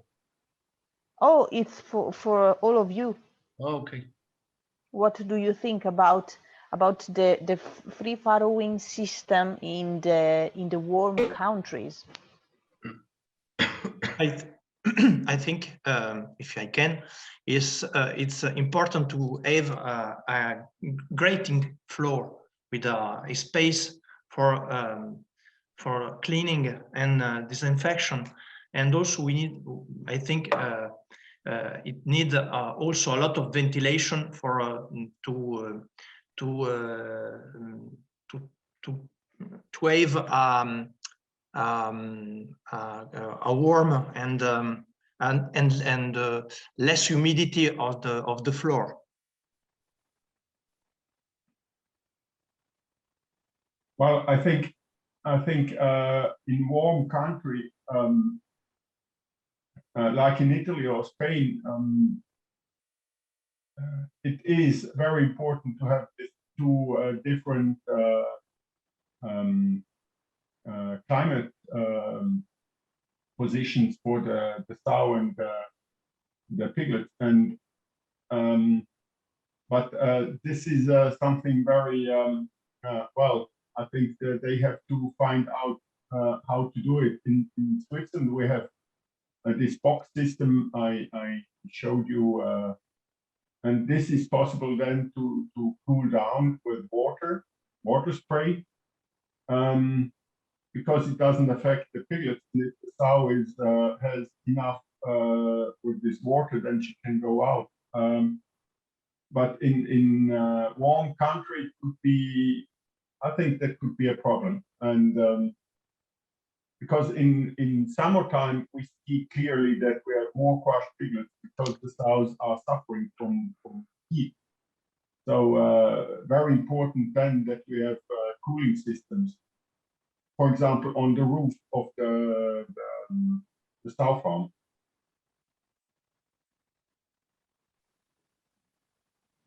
Okay, so the cooling system is the future. This is a big question for Italy, Spain.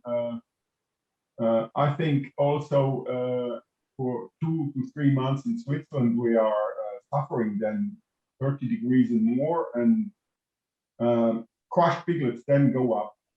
That was also in my presentation, that we have in winter time we have much less crushed piglets, and in summertime it's going up, just because the sow is not aware anymore like she was in winter time. It's too hot. It's like us. We go in summertime to Italy to burn down on the beach, and then we don't move too much, and we go for an ice cream, and then we go back to the beach, and we don't move too much because it's too hot, and the sow is just reacting the same. Okay, thank you. In the southern part of Brittany, we have also a few breeders that are equipped with a cooling system for the sows, because in the southern part of Brittany, we have in the last year the summer with the temperature they can reach 30 degrees. It's a lot for Brittany. Okay, thank you. And the last question about the floor. Dr. Tilsen before mentioned the concrete floor. So do you mean that concrete is the material, so for example, the beton, or a solid floor with no openings? So what do you think about the solid floor with more than 5% of openings? In my opinion, if you make a solid floor, then it needs to be full solid floor with beton, because we have had some crates or some boxes with plastic, you can say plastic floor with very little openings, and we get quite many more sores on the shoulders by the sows. Because that's the main problem with plastic floor by sows. That is that we get quite much more sores on the shoulders, especially if it's not fully slatted. So in my opinion, if you make a full floor, then make it with beton. In my opinion. But I had actually a comment for Claudio with the economy. Actually, in some of our big customers with more than 3,000 sows, there are some projects coming up where we make FT30 boxes, and instead of having, let's say, 5 weeks cyclus in the farrowing, 4 weeks weaning age, 1 week for in and out, and we have 7-8 weeks in the nursery or battery, totally is 12, 13, maybe 14 weeks, and then going out pigs on 30 kilos. If you have a FT30 system, you can have 10, 11 batches totally. So you actually can, you quit out 3 weeks because the pigs are growing much better. Average daily weight gain in Norway after weaning is 650 grams. 650 grams per pig per day. And then you can imagine that weaning pigs on 11 kilos and 650 grams, then you are selling pigs on 30 kilos, 35 kilos, 5, 6 weeks after weaning. Yeah, yeah. So there you quit out a quite big number of square meters. And that's, in my opinion, that helps quite a bit on because I agree with you, Claudio, the price per square meter for loose sows in itself is more expensive. It is. But the other system where you let the pigs stay in the box where they grow better, and so actually economically it's quite beneficial. Yes, and thank you for your comment. I think I agree with your comment, but we need more experience to say to the breeders that they can raise like this. So we don't have a lot of experience now, so it's difficult to say to farmer it will be like this, it will be very good, and all gonna be okay. So I understand, but we need more experience, and we do in this time experience about this. So we want to move toward, but gradually. Okay, so and then let's move to talk about money because we have a couple of questions about the economical aspect connected with the pen instead of the crates. So how much time higher the production cost for one piece of free farrowing piglet? This is the first question. So how much is it for one piglet weaned in a pen instead of a farrowing crate? And the second question is regarding the work, the labor of the vet. How did it change the veterinarian income based on these changes? It's a question for all of you. If you have some information about this. Well, we were forced to have loose sows farrowing. So I think the question has to be a bit different, because one question of the production is building. This is once you build and then you have it in Switzerland for 20 to 25 years, you're building. It's something like made for eternity. And the second thing is labor. I have one farmer that was working in a new system, and he had for 3 months all the people working, that was his father, an apprentice, and himself. They had to notify every minute to work in the sow farm for 200 sows. It's the maximum in Switzerland allowed.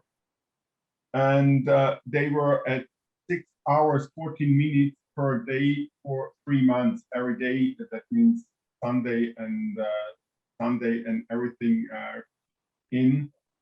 And he says he compared it with a friend of him who was on a conventional farrowing system, also with free farrowing, loose farrowing, and that one was 2 hours more. That means the question is, in Switzerland, labor is very expensive, and so the question is more and more not the investment at the beginning, but the cost of labor for the next 20-25 years. So our systems go more and more less labor and having more face time. This is very important. Otherwise, you have to get people in the system, and labor is too expensive. For me as a veterinarian, I think we have much less medicaments to sell in form of antibiotics, and we are selling more and more time. So at the end, a good farm is about 60 to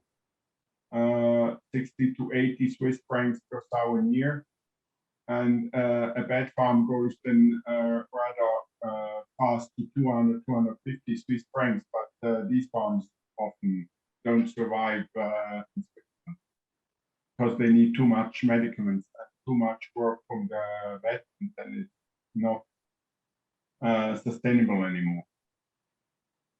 So it's even better than before, I think. But I never did the calculation. But I still live in Switzerland. Sarah, maybe also you had some answer on this question. I will say I don't know, there are different farm sizes, of course. In Norway, farms are quite small, in average around 200 sows going in a batch, normally a 7-week batch system. In Sweden, they are very different, from small farms on 100 sows up to the big ones on 1,000 sows. But I will say generally, two of the big projects we have now, where it's around more than 3,000 sows with the loose house farrowing system. The total economy is around 10 to 15% more expensive, around 10 to 15%. And what does it go about?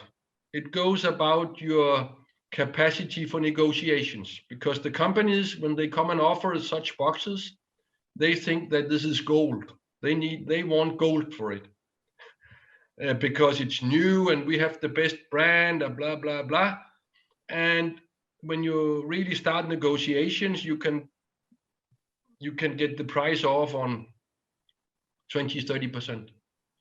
So don't accept the price which is offered, because it can be negotiated. But on those big projects, the price totally seen is around 10-15% more expensive. And it's mainly because of more square meters. The boxes are simply bigger. So it takes more square meters. We cannot have as many boxes in the buildings. So we need either by reconstruction, we need to build more square meters, or we need to have less sows. So, but in the farrowing box itself, with inventory and crates and trough and all that, it's more or less the same. It's not that big difference, in my opinion, in my experience. I will also say, according to labor, in Denmark and Scandinavian countries, like in Swiss, the labor cost is high, because we pay so much tax and so the labor cost is high. But my experience is also that when we work with loose sows, when you get used to it, it doesn't require more labor than normal. Actually, if you have FT30 system, we have a farm in Norway which has this box for 450 sows in one system, FT30. It requires 1.5 person. 1.5 person whole year for 450 sows. in 2 weeks batch system. Why? Because you have only one washing per 11 weeks. You don't have 2 washings. You don't have to move piglets at weaning. They stay. You only move out the sow, and she's going anyway to be moved out. You don't have, as Thomas said before, you don't have as many injections, and so simply because the piglets are healthier. So I think when the system is incorporated and more developed, we will actually have less cost for labor because it's an easier system to work with. Thank you. I think that the final message is that in total, your point of view is optimistic regarding towards the pen for the farrowing of the sow. And the last question, because we have several questions, but unfortunately we don't have time enough for all the questions. But the last is about your point of view and your position about the pen or the crates that you can open after a few days after farrowing. What do you prefer?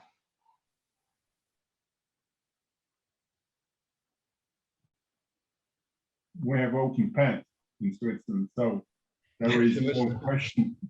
We are not allowed, but I think it's not good to put them into crates around farrowing, because they are stressed, and then you have extra problems with disease and so on. So I think that today that our system is working so well that we won't go back to crates for 3 days.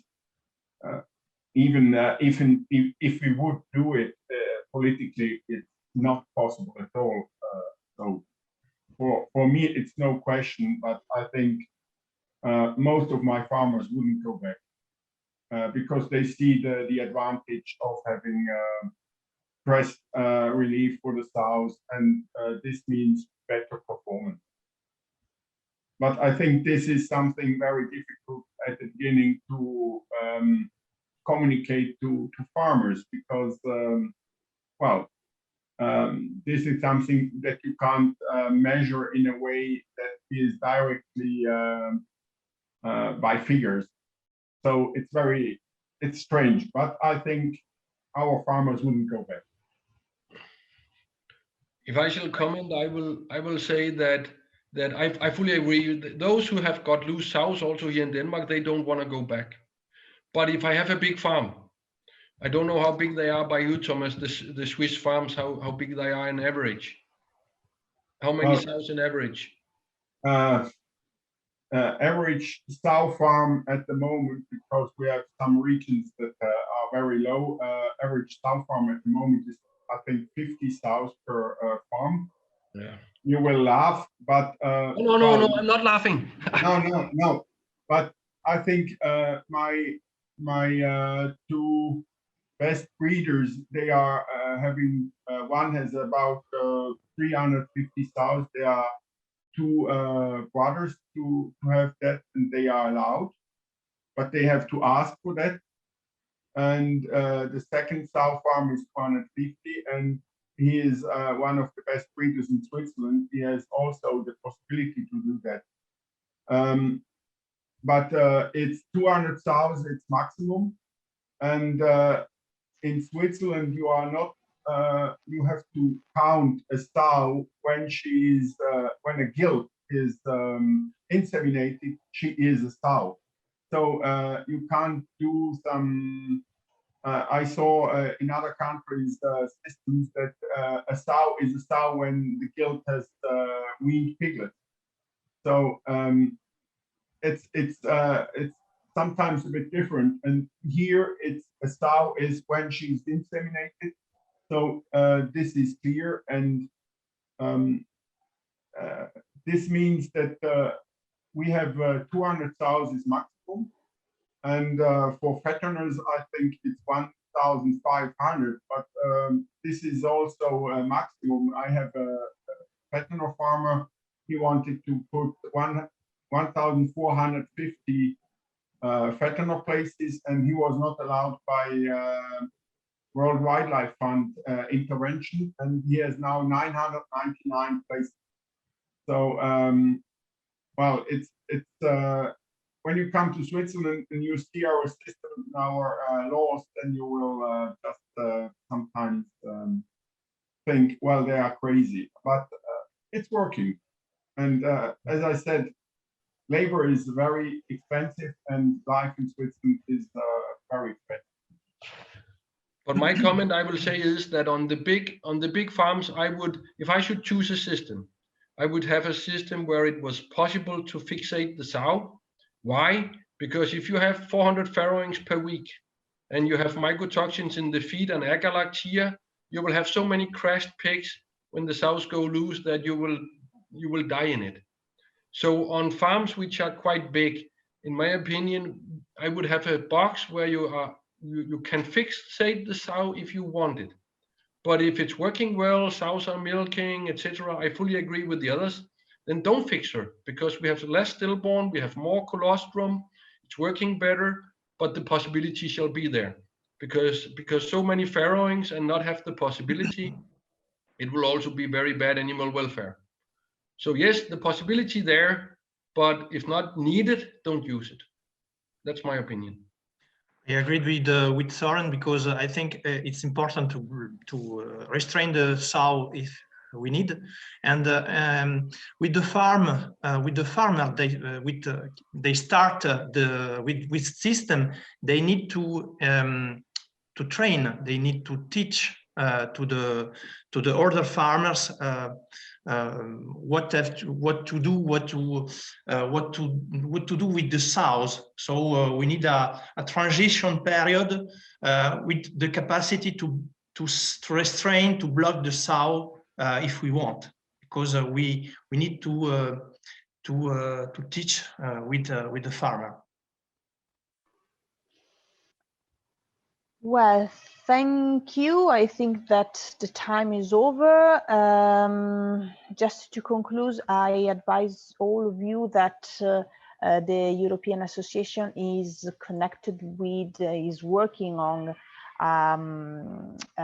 working group on animal welfare on free farrowing with the FBE.